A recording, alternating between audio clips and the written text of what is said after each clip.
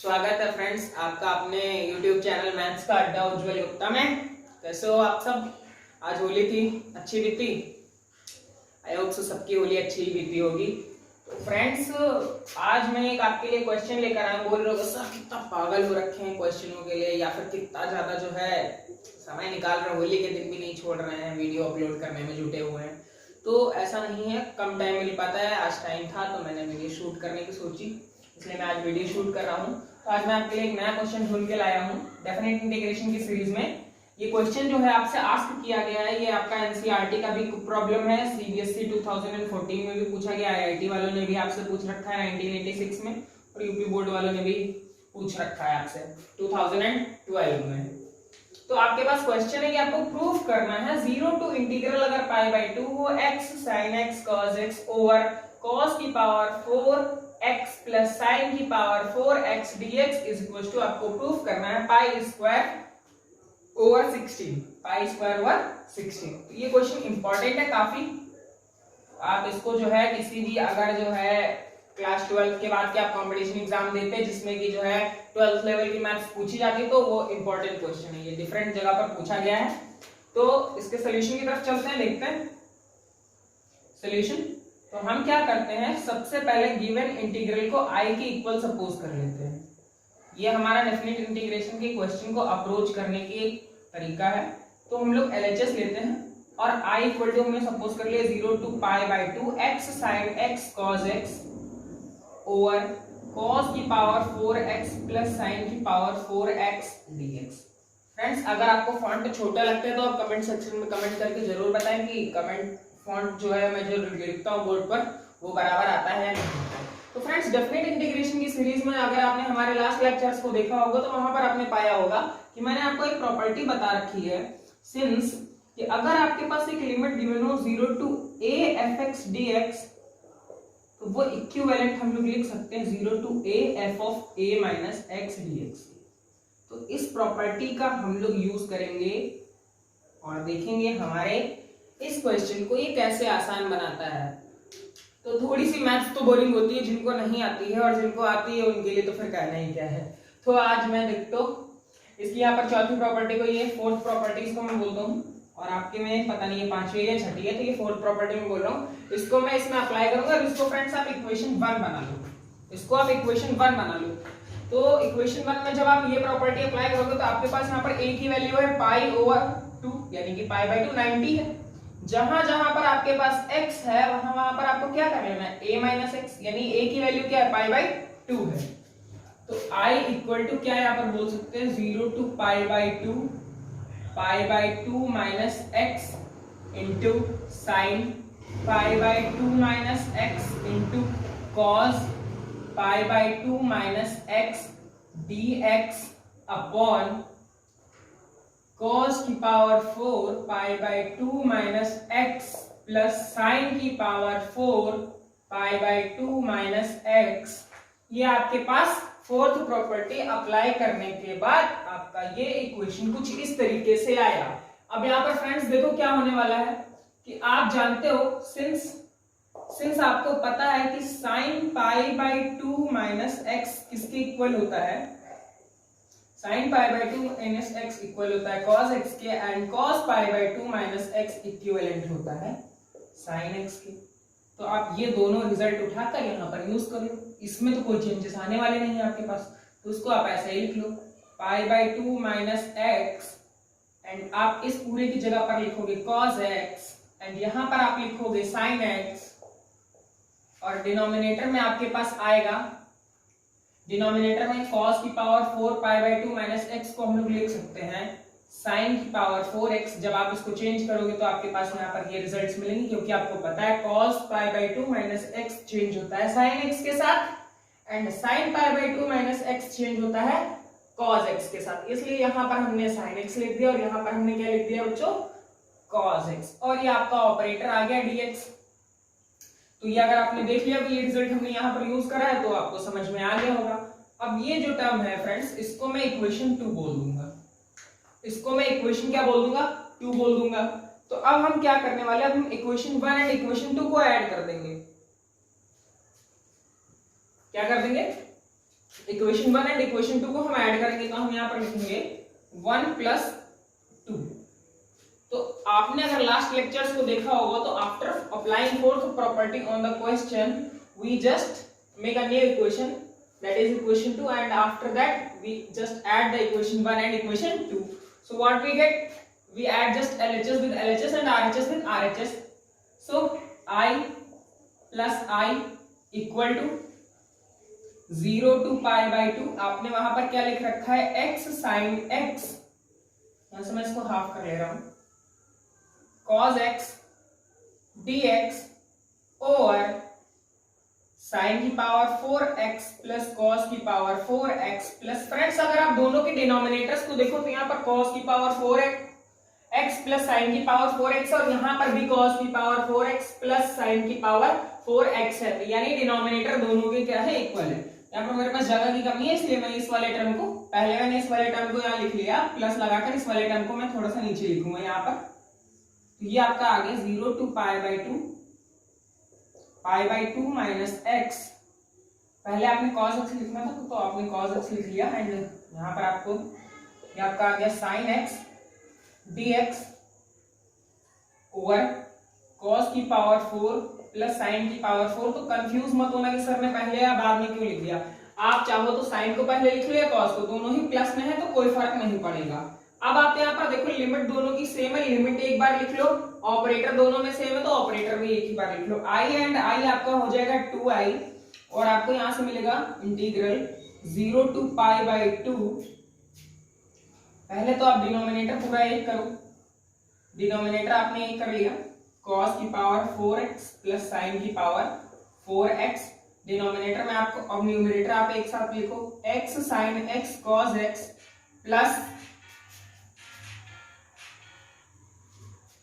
Plus pi by 2 minus x cos x sin x dx। ठीक है friends, तो अब मेरे पास जगह नहीं है तो इसको मैं आप यहां तक नोट करो, उसके बाद मैं आपको आगे बताता हूं कि क्या करना है। तो यहां पर आप देख सकते हो दोस्तों, थोड़ी सी जगह बच रखी है तो मैं यहीं पर इस्तेमाल कर ले रहा हूं। यहां पर आप देख सकते हो कि 2i इक्वल टू आपको मिल जाएगा 0 to pi by 2 और ये आपका cos की पावर 4x प्लस sin की पावर 4x। यहां से आप देख सकते हो कि ये पूरा term sin x into cos x और ये पूरा term cos x into sin x, sin x into cos x and cos x into sin x, दोनों टर्म्स में कॉमन और ये यहाँ आपका प्लस दिख रहा है। ठीक है फ्रेंड्स, तो अब यहां से कॉमन करोगे तो आपके पास जब यहां से sin x dot cos x आप कॉमन निकालोगे तो आपको कितना मिल जाएगा, ब्रैकेट में यहाँ पर आपको ये x मिलेगा, यहाँ से बच रहा है, और यहाँ से आपको मिलेगा पाई बाई 2 माइनस एक्स, और यहां से आप ये ऑपरेटर लगा दोगे dx। ठीक है, तो ये आपका यहां पर से x कैंसिल हो जाएगा और ये पाई बाई 2 आपका जो देख रहे हो, ये पाई बाई 2 आपका ऑपरेटर से बाहर आ जाएगा, इंटीग्रल ऑपरेटर से बाहर आ जाएगा। तो ये पाई बाई 2 जब आप इंटीग्रल ऑपरेटर के बाहर रखोगे तो देखो फ्रेंड्स आपके पास क्या मिलेगा। तो मैं इसको रफ कर दे रहा हूं, अगर आप चाहो तो स्क्रीनशॉट ले सकते हो, मैं इसको रफ कर रहा हूं,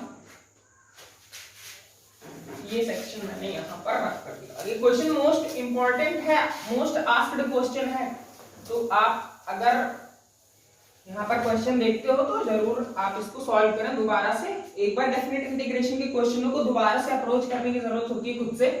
तो फ्रेंड्स यहाँ से आपका जो ये पाई बाई 2 है ये बाहर आ जाएगा इंटीग्रेशन के साइन के, और यहाँ पर अब आप देखिए क्या हो सकता है या क्या होने जा रहा है।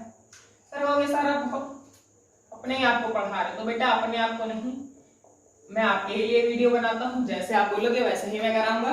तो अब देखो ये पाई बाई 2 जो आप यहाँ पर देख रहे थे ये इंटीग्रेशन के साइन के बाहर आ गए, क्योंकि ये मल्टीप्लाई में था इसलिए मैंने इसको उठाकर बाहर लिख लिया। अब हमारे पास लिमिट रह गई 0 से पाई by 2 sin x cos x over cos की पावर 4x प्लस sin की पावर 4x dx।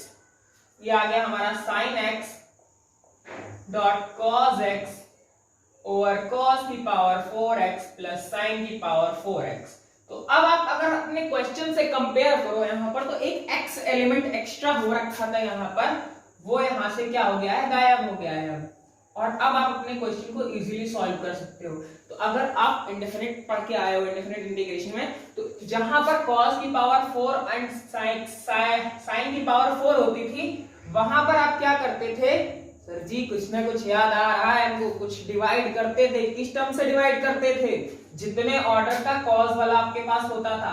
तो अगर आपके पास कॉस का ऑर्डर 4 है तो आप यहाँ पर इन सारे टर्म्स को न्यूमरेटर में डिवाइड करोगे किससे? cos की पावर 4 एंड sin की पावर cos की पावर 4 से ही आप इसको डिवाइड करोगे। तो यहाँ पर मैं लिख दे रहा हूं ऑन डिवाइडिंग बाय cos की power 4x in numerator as well as in denominator। Friends मेरी इंग्लिश कुछ ज्यादा ही अच्छी हो रखी तो आप अपने हिसाब से एडजस्ट करके इस लाइन को लिख सकते हो। तो यहां से आप देखो क्या मिलेगा आपको 2i इज इक्वल टू, और आप बिल्कुल फ्रेंड्स रिजल्ट को भी अपने दिमाग में बसा के रखिए कि आपको लाना क्या है। रिजल्ट आपको ये प्रूफ करके लाना है पाई स्क्वायर ओवर 16। तो आप इसको भी दिमाग में रखिए कि आपको रिजल्ट में लेकर क्या है, पाई स्क्वायर ओवर 16 प्रूफ करना है। तो हम लोग उसी की तरफ धीरे धीरे बढ़ रहे हैं। तो ये 2i इक्वल टू यहां से कितना हो जाएगा, ये आ जाएगा 0 to pi over 2, 0 to pi by 2, और हमने डिनोमिनेटर और न्यूमरेटर में किससे डिवाइड करना है? cos की पावर 4 से। तो ये आपका हो जाएगा sin x dot cos x over cos की पावर 4x अपॉन डिनोमिनेटर में आपके पास है cos की पावर 4x, cos की पावर 4x प्लस sin की पावर 4x ओवर cos की पावर 4x dx। अब आप फ्रेंड्स यहां से देखो तो ये जो आपका ये वाला टर्म है, यहाँ पर मैं इसको सेपरेटली अलग सॉल्व करके दिखाऊंगा आपको, क्योंकि हो सकता है क्वेश्चन थोड़ा गंदा दिखे और ये आपके दोनों टर्म कैंसिल आउट हो जाएंगे ईच अदर एक दूसरे के साथ। तो ये sin x over cos x upon cos की पावर 4 को मैं क्या लिख सकता हूँ, ये देखो आप इस cos से ये 4 पावर कैंसिल होगी तो यहाँ पर 3 पावर रह जाएंगे, यानी ये आपका इक्विवेलेंट बना के sin x ओवर cos की पावर 3। अब आप क्या करो, इस टर्म को कैसे लिख लो, इस टर्म को कुछ इस तरीके से लिख लो sin x upon cos x into 1 upon cos square x। ये आपके पास 3 पावर थी, एक पावर मैंने sin को दे दी, 2 पावर अलग लिख दी। तो sin अपॉन cos को आप लिखते हो tan एंड इस पूरे को लिख लोगे आप sec स्क्वायर x, यानी कि ये जो आपके पास टर्म था आप इसको कुछ इस तरीके से लिख सकते हो tan x dot sec square x। तो यहाँ पर मैं डायरेक्ट इसको यूज करूंगा, यहाँ मैं 3 लिख दे रहा हूँ, ये पूरा काट दिया, ठीक है। तो इसको आप अलग से रफ में साइड में लिख सकते हो मार्जिन लाइन खींच के, ठीक है। तो अब आपके पास यहाँ पर ये रिजल्ट कुछ इस तरीके से बचेगा 2i is equal to pi by 2 0 to pi by 2 tan x dot sec square x। आपको पता है कि sin अपॉन cos tan होता है, तो आप यहां से देखकर अंदाजा लगा सकते हो कि ये tan की पावर 4x dx बन गया। वाओ, ट्विस्ट पे ट्विस्ट आ रहा है क्वेश्चन में। आपको लग रहा होगा क्वेश्चन कॉम्प्लिकेटेड हो रहा है, लेकिन नहीं, क्वेश्चन आपका आसान हो रहा है धीरे धीरे। तो देखो अब क्या कर सकते हैं हम लोग, अब इसको थोड़ा सा और अगर हम लोग सही से लिखें, सही से लिखने का मतलब है कि थोड़ा सा आपको अंदाजा हो जाएगा कि क्या करने वाले हैं गुरुजी यहाँ पर। तो आपके गुरुजी यहाँ पर ये करने वाले हैं कि इस tan की पावर 4 को लिखने वाले हैं tan स्क्वायर x का स्क्वायर। वो इससे क्या होगा, इससे होने वाला ये है कि अगर आपने डिफरेंशिएशन बहुत अच्छे से पढ़ा है तो अभी आप चिल्लाकर कहते हैं यहाँ पर, क्या कहते हैं सर, tan स्क्वायर को आप t सपोज कर लीजिए, आपका आंसर आ जाएगा यहीं पर। तो हमने क्या किया, आपके कहने पर, आपके कहे अनुसार tan स्क्वायर x को t सपोज कर लिया। अब गुरुजी तो समझ ही नहीं पा रहे करना क्या है, तो गुरुजी ने भी समझाया कि बेटा इसका डिफरेंशिएशन करो। तो डिफरेंशिएशन करने में क्या होगा, tan स्क्वायर x का डिफरेंशिएशन आप लोगों ने पढ़ा होगा कि पावर आगे आ जाती है ट्राइगोनोमेट्रिक फंक्शन से और पावर से एक एलिमेंट कम हो जाता है, यानी कि 2 आगे आ जाएगा और रह जाएगा tan x एक पावर कम होने के बाद, और ये आपको मिलेगा tan x का जब आप दोबारा से इंटीग्रेशन करोगे तो आपको मिलेगा sec square x and dx। ये sec स्क्वायर x कहां से है, बहुत सारे बच्चे कंफ्यूज हैं। ये 2 कहां से है, बहुत सारे बच्चे कंफ्यूज हैं। तो बेटा जब आप डिफरेंशिएशन बहुत अच्छे से करके रखे होंगे तो ये आपको कंफ्यूजन नहीं देगा। ये 2 आगे आ जाएगा x की पावर n वाले फॉर्मूले से, और tan x ऐसे ही रह जाएगा एक पावर कम होने पर। tan x का जब आप दोबारा से करोगे तो आपको मिलेगा sec square x dx is equal to dt। दिख रहा है या फिर गुरुजी जी केवल कर रहे हैं? नहीं दिख रहा है, थोड़ा थोड़ा दिख रहा है। तो ये हमने थोड़ा सा यहाँ पर कन्वर्जन किया है हमने क्या किया है, हमने tan स्क्वायर x को t सपोज करा है, उसका इंटीग्रेशन, उसका डिफरेंशिएशन करने पर आपको मिला 2 tan x dot sec square x dx equal to dt। तो ये फ्रेंड्स आपको कुछ दिख रहा है यहाँ पर न्यूमरेटर में, पूरा आपका न्यूमरेटर आ गया, आप इसको रिप्लेस कर सकते हैं। यहाँ पर मैंने डिस्प्लेसमेंट मेथड लगाया है। अगर आपने जो है डिस्प्लेसमेंट मेथड पढ़ा है तो आपको समझ आ गया होगा कि सर ने क्या किया है यहाँ पर।